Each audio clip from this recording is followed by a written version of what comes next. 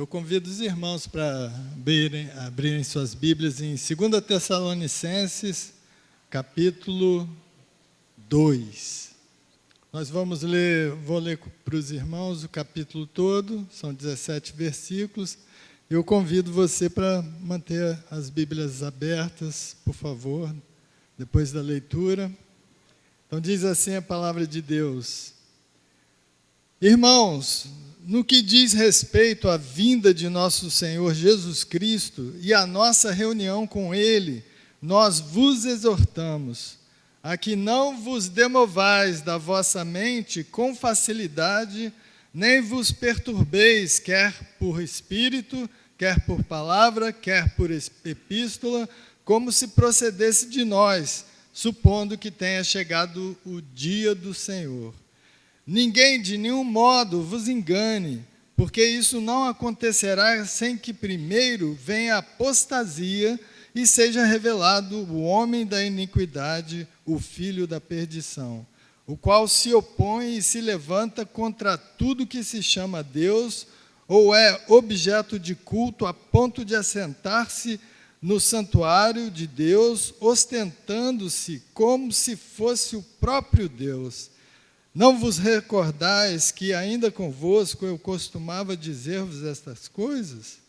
E agora sabeis o que o detém, para que seja revelado somente em ocasião própria.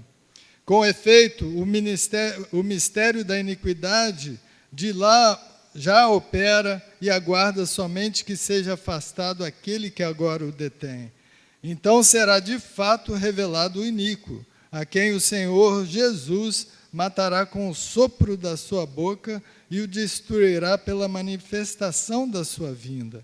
Ora, o aparecimento do iníquo é segundo a eficácia de Satanás, com todo o poder e sinais e prodígios da mentira, e com todo o engano de injustiça aos que perecem, porque não acolheram o amor da verdade para serem salvos. É por este motivo, pois, que Deus lhes manda a operação do erro para darem crédito à mentira, a fim de serem julgados todos quantos não deram crédito à verdade, antes, pelo contrário, deleitaram-se com a injustiça. Entretanto, devemos sempre dar graças a Deus por vós, irmãos amados pelo Senhor, porque Deus vos escolheu desde o princípio para a salvação, pela santificação do Espírito e fé na verdade, para o que também vos chamou, mediante o nosso Evangelho, para alcançardes a glória de nosso Senhor Jesus Cristo. Assim, pois, irmãos, permanecei firmes e guardais as tradições que vos foram ensinadas, seja por palavra, seja por epístola nossa.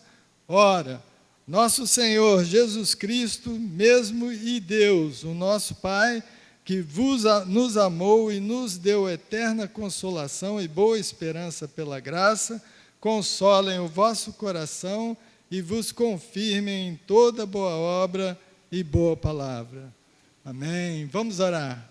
Senhor nosso Deus, nesta hora solene, Senhor, de meditar sobre a Tua palavra, sobre a Sua santa palavra, num tema tão relevante para a nossa vida hoje, nós te clamamos que o Teu Espírito Santo ilumine cada coração e que a palavra seja efetivamente entregue, Senhor, assim como o Senhor deseja, para a honra e glória do Teu nome e edificação da Tua igreja. Em nome de Jesus te agradecemos. Amém. Amém.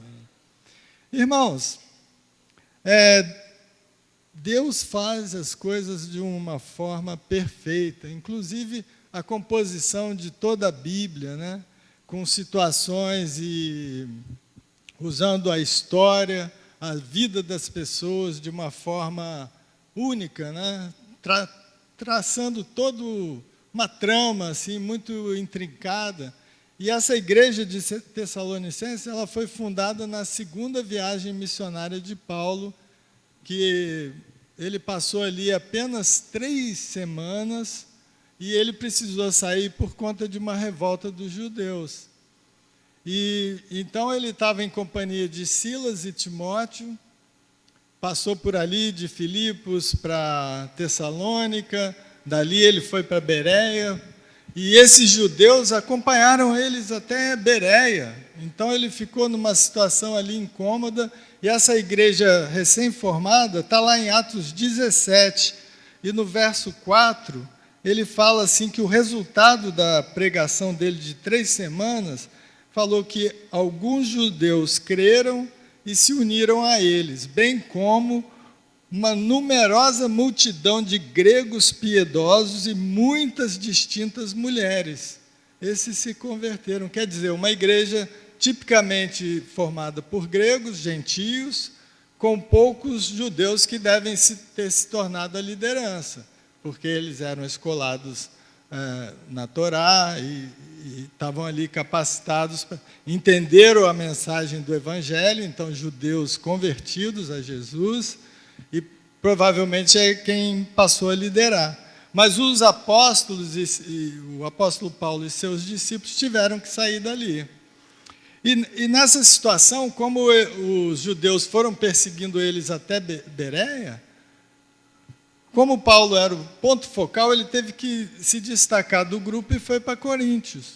E lá em Coríntios, Deus falou com ele, aqui tem muito povo, e por isso ele teve que ficar 18 meses lá, todo preocupado com aquela igreja recém-formada e já sofrendo perseguição dos judeus. Então ele escreveu essas 2 epístolas, e com essa preocupação deles não voltarem atrás na sua conversão, ali na sua primeiro contato que eles tiveram, né, que o trabalho dos apóstolos não fosse em vão. Então ele escreveu isso.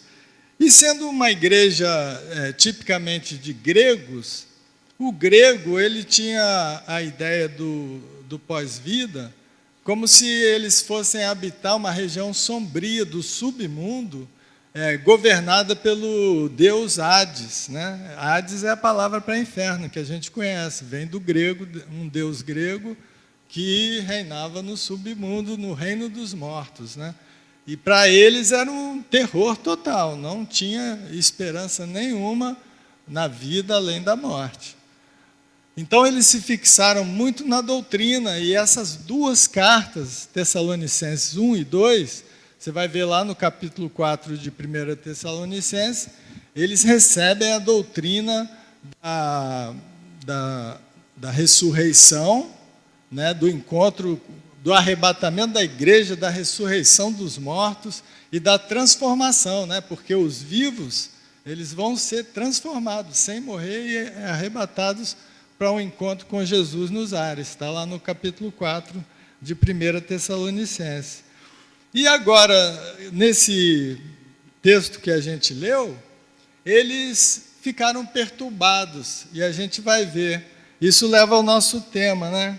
Ele apresenta o amor da verdade, salvação de Deus no tempo do engano.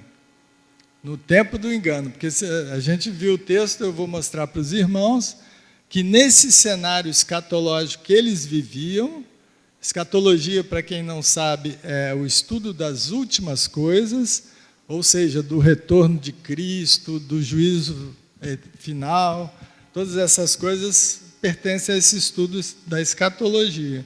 Então, nesse cenário, eles estavam aguardando Jesus voltar para buscar a sua igreja. Era isso que o povo todo, conforme João 14, né? Vou para a casa de meu pai, há muitas moradas, e vou vos preparar um lugar e voltar para buscar a igreja. Então, eles tinham isso, nesse tempo, vamos entender o cenário escatológico desse momento.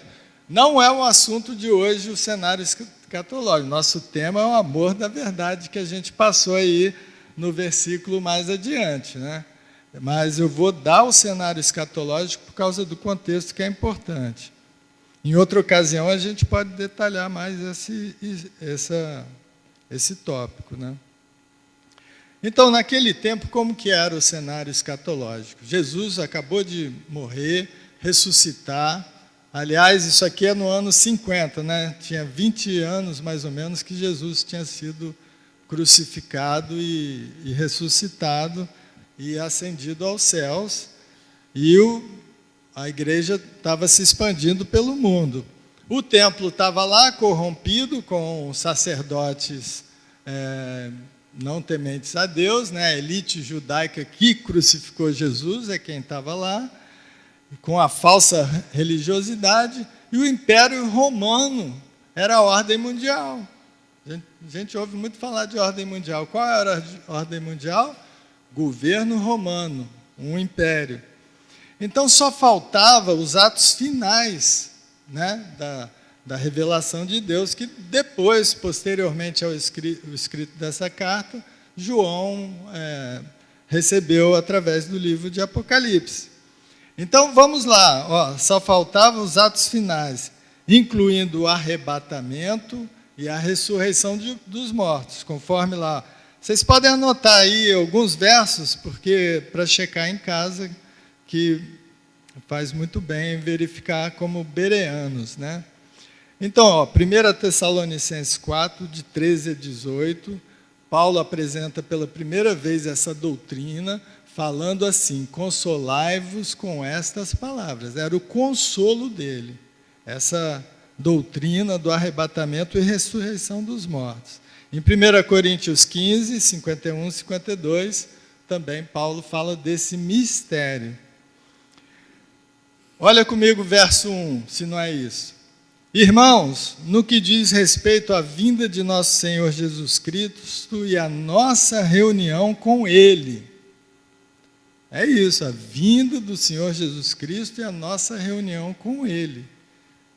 O ensino que Paulo acabou de dar na primeira epístola, lá em Tessalonicenses 4, 13 a 18. E aí, depois desse arrebatamento, é seguido, segundo algumas, tem várias correntes teológicas aqui, irmãos. Eu estou dando uma que dá para entender esse texto muito bem. O arrebatamento é a nossa reunião com Jesus, seguido de um período de terrível tribulação, profetizado por Daniel e protagonizado por essa figura maligna que foi o centro da descrição dele aqui, o homem da iniquidade, que é conhecido também como anticristo. Então, esse dia e a sua derrota, que ocorre no dia do Senhor, quando Jesus volta de maneira gloriosa e com o sopro da sua boca, elimina e aniquila o anticristo, agente de Satanás. Então, esse é o cenário. Eu vou acabar de ler para a gente recordar como é exatamente isso que falou. Verso 1, arrebatamento e ressurreição, a reunião da igreja com Cristo. E daí em diante, esse terrível tempo de tribulação, a aparição e revelação do anticristo e sua aniquilação por Jesus. Olha só comigo, verso 2 em diante.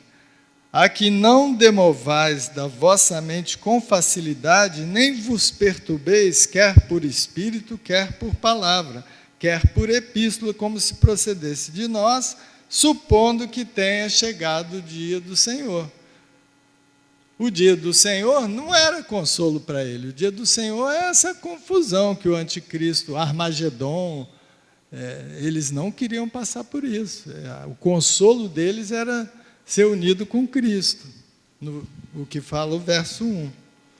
E aí ele continua, verso 3, ninguém de modo nenhum vos engane, porque isso não acontecerá sem que primeiro venha a apostasia e seja revelado o homem da iniquidade, o filho da perdição, o qual se opõe e se levanta contra tudo que se chama Deus, ou é objeto de culto, a ponto de assentar-se no santuário de Deus, ostentando-se como se fosse o próprio Deus.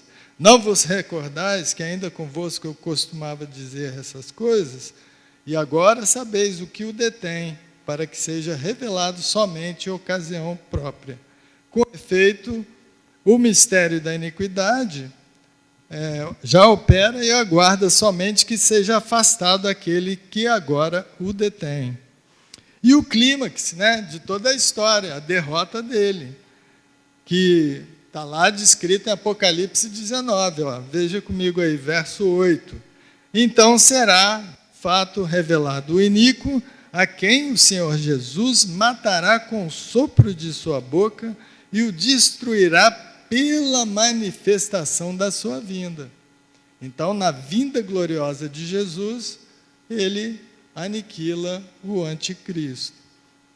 Então, esse é o cenário da época, a esperança da igreja.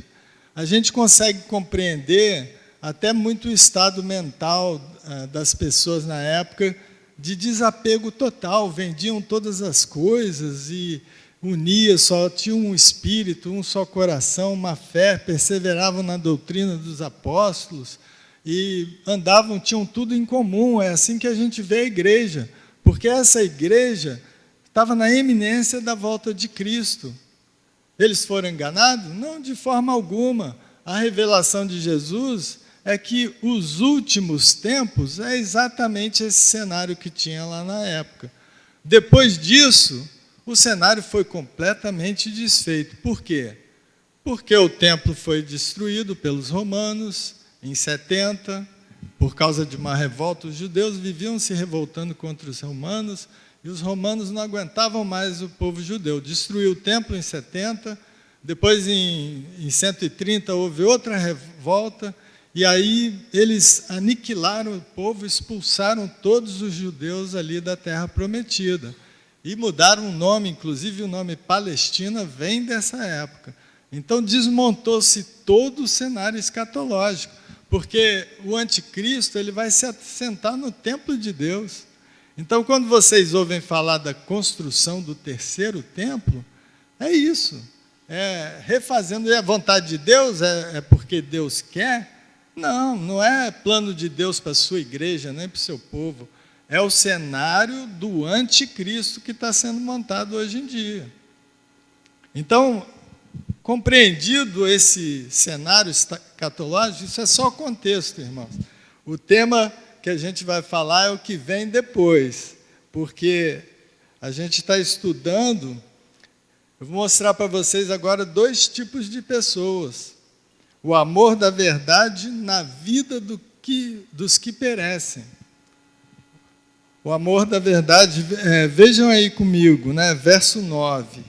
Ora, o aparecimento do iníquo é segundo a eficácia de Satanás, com todo o poder e sinais e prodígios da mentira, e com todo o engano de injustiça aos que perecem, porque não acolheram o amor da verdade para serem salvos.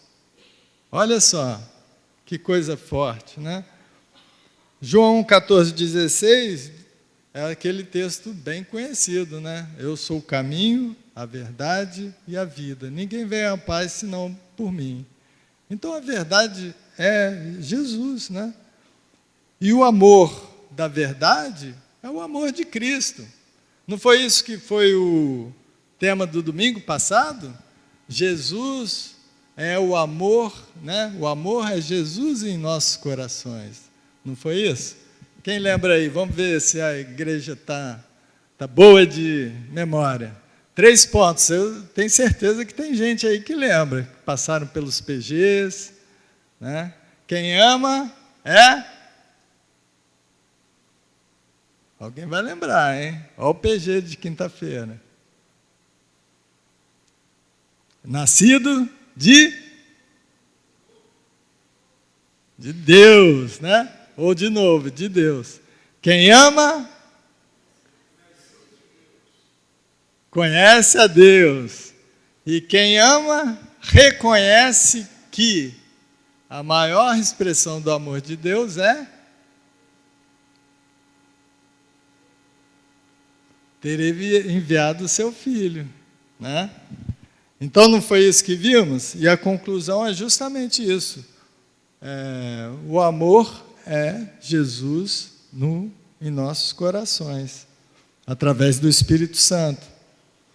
Então, olha só, acolher o amor da verdade denota, não acolher o amor da verdade, denota aquilo que o ser humano tem na natureza terrena, uma corrupção moral de não aceitar aquilo que é a verdade, antes se deleitar com a injustiça. Então, o que acontece aqui é o ser humano que rejeita Cristo e segue com prazer o anticristo. É isso que esse texto está falando, né? E é por isso, assim, a gente vê no versos seguintes, né, que um juízo de Deus já sobre essas pessoas. Verso 11. É por esse motivo, pois, que Deus lhes manda a operação do erro para darem crédito à mentira, a fim de serem julgados todos quantos não deram crédito à verdade, antes, pelo contrário, deleitaram-se com a injustiça. Então, isso deve mexer conosco, né, irmãos? Porque as pessoas estão sendo entregues ao engano. E muitos de nós ainda estamos um pouco desapercebidos desse engano, né? À medida que o tempo progride, a gente vai ver que as coisas estão mais claras, estão mais escancaradas, eles estão mais abusados, né? E as coisas ficam mais patentes. Mas essa história do engano, quer dizer, tem muito povo de Deus ainda enganado. E isso deve mexer com a gente, porque amar é justamente entregar a essas pessoas um antídoto a esse engano todo, que é o amor da verdade, é o amor de Cristo. E é a igreja que tem que fazer isso. Então, a gente vê que isso é algo de suma importância dentro do papel da igreja. Compreender, discernir esse engano. Vamos ver alguns textos que falam disso, né? De domingo passado mesmo. Lembra que o texto lido, que foi 1 João 4, ele começa justamente alertando contra falsos profetas. E ele vai desaguar naquela parte de Deus é amor. Por quê? Quem ama conhece a Deus, conhece a sua revelação, ele conhece o que Deus requer de nós, ele está preparado para apresentar a razão da esperança que habita em nós, como diz o apóstolo Pedro. Então, lá, ó, 1 João 4,3, que foi parte desse texto, diz lá, ó, e todo espírito que não confessa Jesus não procede de Deus. Pelo contrário, este é o espírito do anticristo, a respeito do qual tendes ouvido que vem e presentemente já está no mundo. Olha como que é um texto muito parecido com o que lemos aqui agora. 1 João 4,6, mais adiante ele diz assim: nós somos de Deus, e aquele que conhece a Deus nos ouve. Aquele que não é da parte de Deus não nos ouve. Nisto reconhecemos o espírito da verdade e o espírito do erro. Então, o crente ele tem que estar preparado para discernir pela prática, não somente o bem, mas também o mal, como orienta o escritor aos Hebreus. A gente tem que ter as nossas faculdades exercitadas para reconhecer o que é de Deus, o que é engano. E assim alertar aqueles que estão no engano e perecem. Então, a gente está vivendo esse tempo do engano. Está cada dia mais forte, onde a ciência humana, o uso da tecnologia, a cultura, o poder econômico, esferas sociais e políticas estão todas aparelhadas. Né? Aparelhamento, a gente fala em política, mas a esfera social, toda a esfera da nossa economia está aparelhada por essa agenda em torno do anticristo, essa agenda de trazer um governo global, revelar o anticristo. Muitos nem entendem que estão sendo usados por isso, porque é algo que se discerne somente espiritualmente, mas a igreja tem que ter consciência disso. Então, vamos ver alguns pontos, né? Eu quero alertar só alguns pontos, porque não é o objetivo aqui a gente ficar falando, Mas observem aí o progressismo cultural e político que a gente vê hoje na sociedade. A gente está vivendo uma polarização justamente porque está insuportável conviver, conduzindo essas pautas que agridem a santidade de Deus, como ativismo gay, aborto, a música do mundo, né? Tem uma série aí, Satanismo na música, como que é um instrumento poderoso, ofensas deliberadas aos costumes da fé cristã, como visto. Quem lembra aí do show da Madonna? Escândalo, né? Quem viu alguma notícia aí da abertura das Olimpíadas, agora na França, uma nação decadente fazendo chacota da Santa Ceia de Jesus, e é assim que eles estão afundando e se deleitando na injustiça. Promoção de valores e costumes de uma sociedade de consumo. Essa sociedade é onde tudo é relativo e tem valor somente enquanto serve, e assim cada pessoa se coloca acima da crítica, não se pode mais condenar nenhum pecado, e as relações humanas seguem o mesmo padrão. Enquanto me for útil, pode ser casamento, algum problema, qualquer coisa, separa o casal. Amizades são rompidas por qualquer besteira também. É assim que utilitarismo, né, nas relações humanas. Nesse pique aí também a família sendo destruída, né? As famílias diminuíram em tamanho. A gente vê aí família moderna, você vê 1 ou 2 filhos no máximo, casais, muito frequentemente casais separados, casais mais novos, um absurdo, começam a preferir animais de estimação a filhos. Conheço alguns casais que decidem não ter filhos, aí às vezes tem gato, às vezes tem cachorrinhos, e assim vai, né? A gente casa muito tarde, tem poucos filhos, e é assim, a falta de isolamento, falta de unidade e comunicação, né? Isso domina muitos lares. A gente começou botando TV, né? Uma TV em cada cômodo. Aí agora, hoje em dia é celular. Celular agora todo mundo tem o seu, então passa mais tempo no celular, né? E assim a gente vai, né, nesse pique aí. Então Paulo exorta a igreja, né, para acordar para esses pontos, né? E ele começa nesse trecho final, justamente fazendo isso.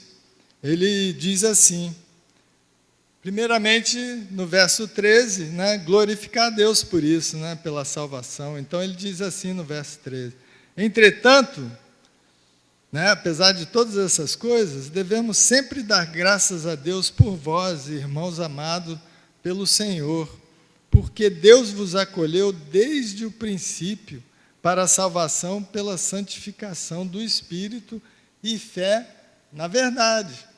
Ele usa a mesma palavra. Então aqui ele está tratando do amor da verdade na vida dos crentes, porque ele mudou, ele não falou amor da verdade, fé na verdade.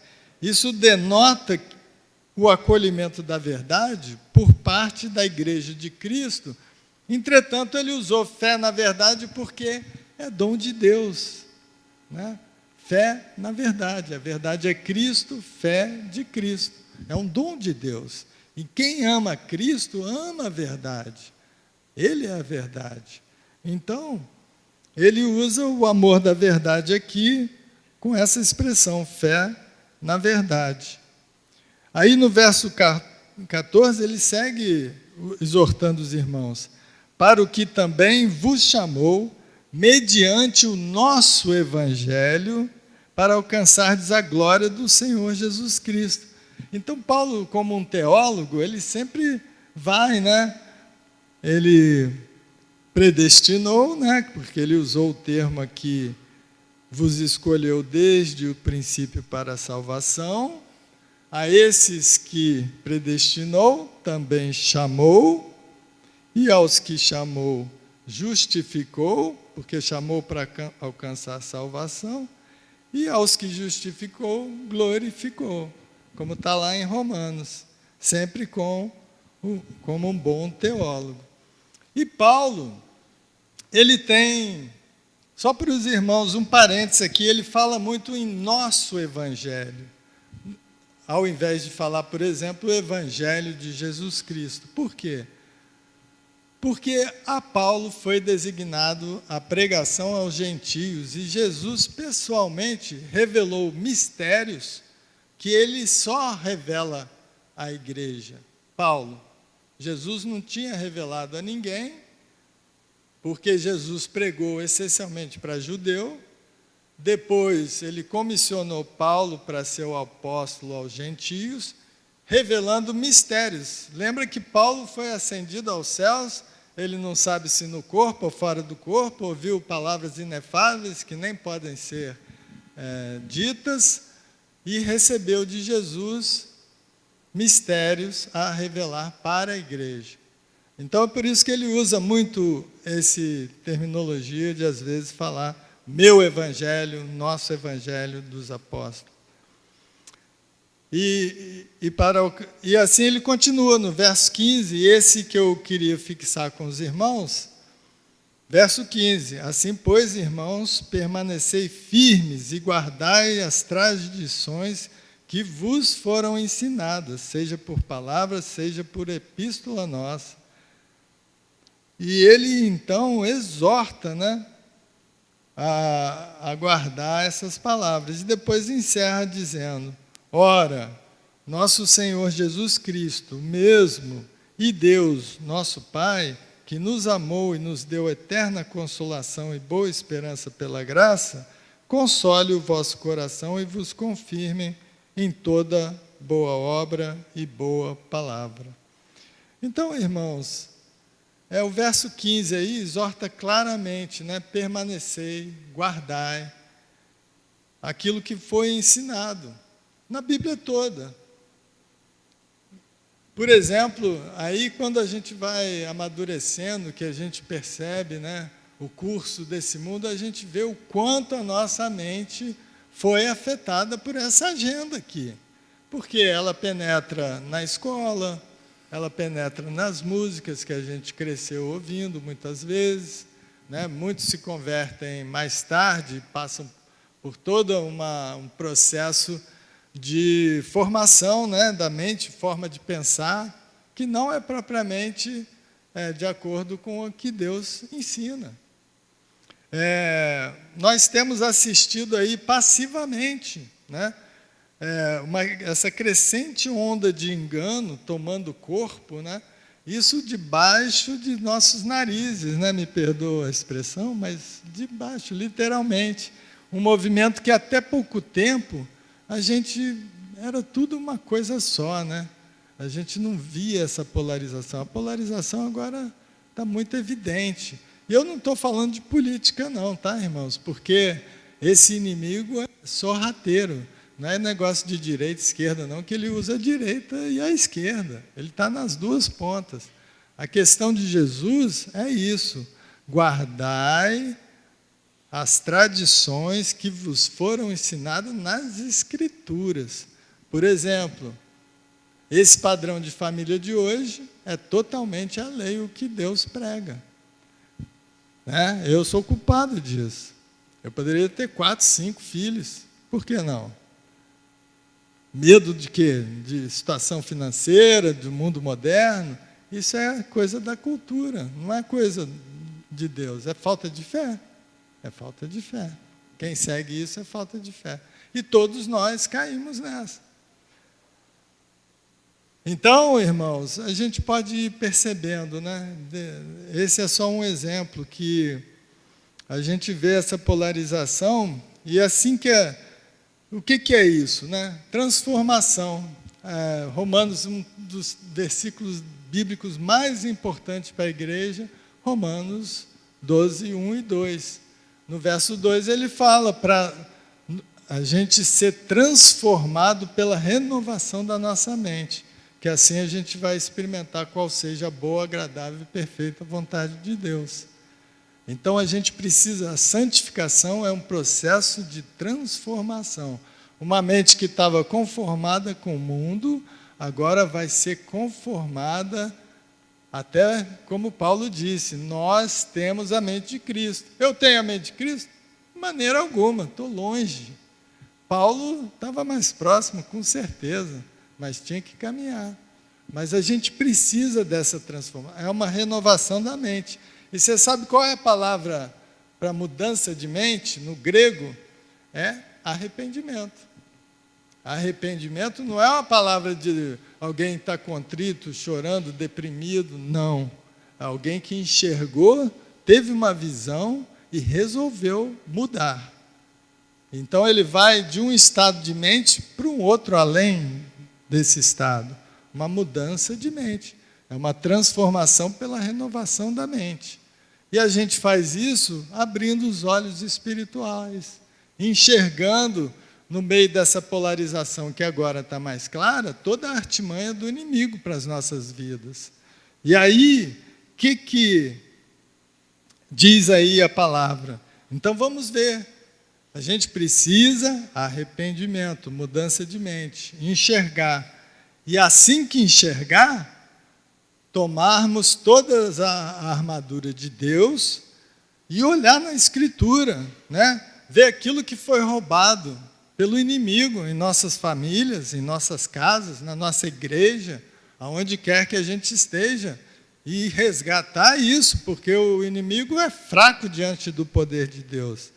A 1 Pedro diz assim, 1 Pedro capítulo 2, 11 e 12, diz como que os cristãos navegam nesse mundo de engano, né?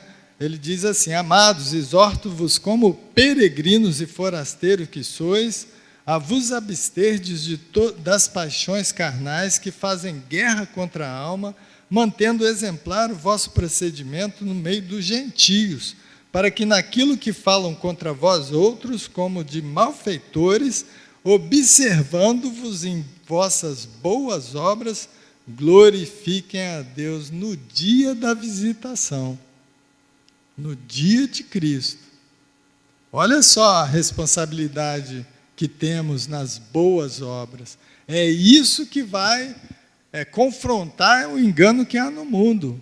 São as boas obras dos crentes, que essas obras que aniquilam isso. Unidade e comunicação na família e entre os irmãos. A gente tem a belíssima carta de Paulo aos Efésios, que diz assim, Efésios 4:3, esforçando-vos diligentemente por preservar a unidade do Espírito no vínculo da paz. Né? Picuinha dentro de família e de igreja é desunião, né? Deus está longe disso. E Efésios 5:15 a 19, portanto, vede prudentemente como andais, não como nécios, e sim como sábios, remindo o tempo, porque os dias são maus. Por essa razão, não vos torneis insensatos, mas procurai compreender qual a vontade do Senhor. Né? Transformar a mente para compreender e experimentar. E não vos embriagueis com vinho, no qual há dissolução, mas enchei-vos do Espírito, falando entre vós com salmos, entoando e louvando de coração ao Senhor com hinos e cânticos espirituais. Imagina assim, eu me lembro muito aqui do pai do pastor Elcio. Toda vez que eu entrava na igreja, encontrava com ele lá na central, ele recitava salmo, uns 2, 3 salmos, salmo 123, salmo 127, ele sabia tudo de cor e recitava lá.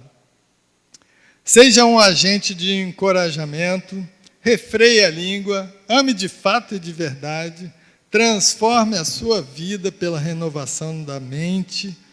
Precisamos, como Paulo, né, ter a mente de Cristo. Esse é o projeto de Deus para a sua vida, para a minha vida. Ele vai completar a boa obra que ele iniciou, nos tornar exatamente como Jesus Cristo, na glória, né? mas vamos ajudar, vamos apressar isso. Então, esse que é. Então, eu queria, nesse momento, convidar o grupo de louvor e que a gente tivesse um minutinho de oração, uma oração de confissão, né? Cada um pode refletir na sua vida, em que eu me afastei desse plano de Deus, né? O plano que ele... Essa rebelião, irmãos, começou lá em Gênesis, capítulo 11, Torre de Babel, capítulo 10, 11, que você vai ver lá como Nimrod, Deus mandou o povo espalhar pela terra, encher a terra, eles falam, não, vamos ficar aqui, fazer uma cidade para a gente, e Deus desceu do céu para confundir a língua, porque eles tinham unidade nesse plano.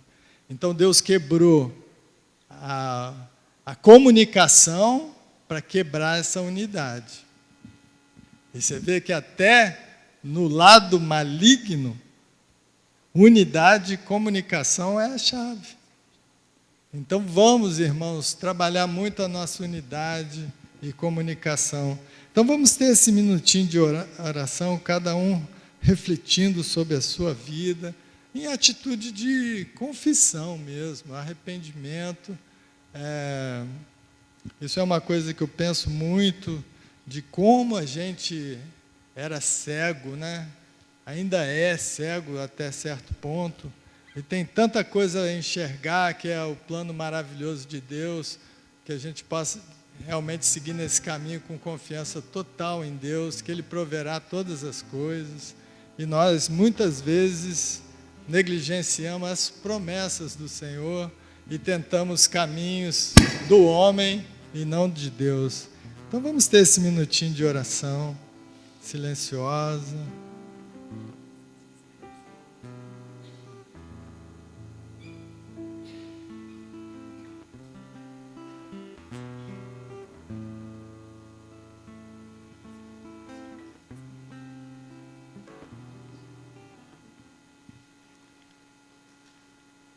Amado Deus e Pai, nós te glorificamos, Senhor, porque o Senhor é um Deus misericordioso, um Deus que do alto observa aquilo que os homens fazem aqui na terra.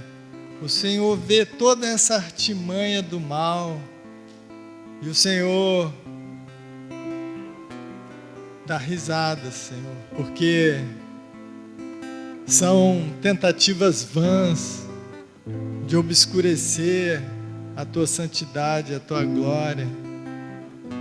Mas o Senhor tem um propósito em todas essas coisas, que é trazer para si um povo seleto, um povo exclusivo, nação santa, sacerdócio real, fazer todos filhos teus como Jesus, Senhor.